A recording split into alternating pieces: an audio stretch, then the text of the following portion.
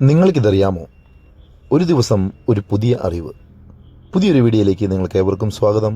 ഞാൻ നിങ്ങളുടെ സജീഷ് മൂരായിൽ.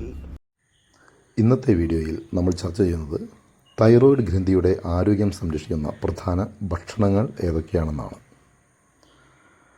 1. ചീര, കടൽക്കലെ, ചാള, ബദാം, ബ്രസീൽ നട്ട്സ്,